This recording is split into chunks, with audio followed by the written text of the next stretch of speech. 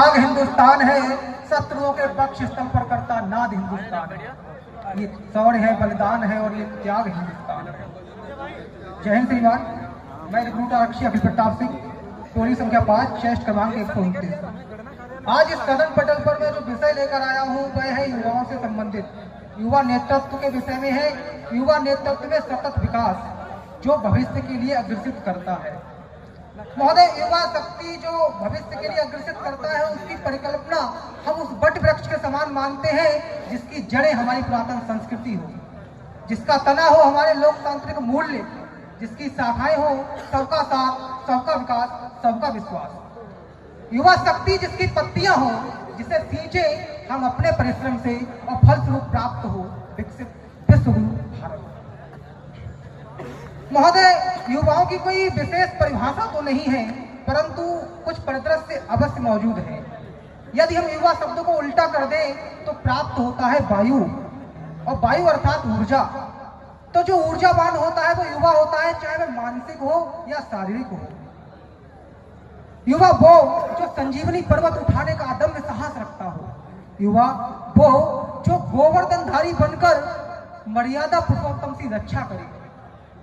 लक्ष्मीबाई का युद्ध, नंगेली का समर्पण, पद्मिनी का आत्मसम्मान, सीता का संयम झलकारी के दायित्व के साथ आदिगुरु शंकराचार्य, रामानुजाचार्य, माधवाचार्य, निम्बारकाचार्य, पंचमूल गुरु कृपालु जी महाराज के परम ब्रह्म तत्व ज्ञान हो। सर्वे भवन्तु सुखिनः, सर्वे सन्तु निरामया का प्रचित्र उदाहरण तय करें। चाहे श्रीलंका में आपातकाल हो, बाढ़ग्रस्त नेपाल हो, अफगानिस्तान में अकाल हो, तुर्की का भूकंप विकराल हो या कोरोना में हाहाकार हो। महोदय, हम युवाओं को आजादी की लड़ाई में अपना योगदान देने का सौभाग्य प्राप्त नहीं हुआ, परंतु आज आवश्यकता है अपनी शक्ति को पहचान प्रधानमंत्री जी के कुशल नेतृत्व में इस प्रज्वलित अग्नि में अपनी आहुति समर्पित करने का। क्योंकि हमारे आदर्श स्वामी विवेकानंद जी कहा करते थे कि यदि मुझे 100 ऊर्जावान युवा मिल जाए तो मैं देश की दिशा व दशा दोनों बदल के रख दूंगा।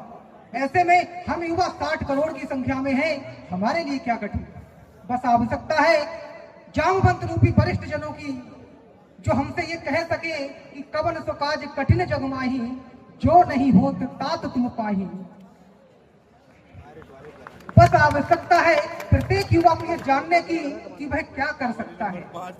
जिस भी युवा को अध्यात्म का ज्ञान हो वह धर्म का प्रचार करे। जिस भी युवा को शास्त्रों का ज्ञान हो वह सरोजिनी नायडू बनकर संपूर्ण विश्व में भारतीय संस्कृति का प्रचित्रित करे।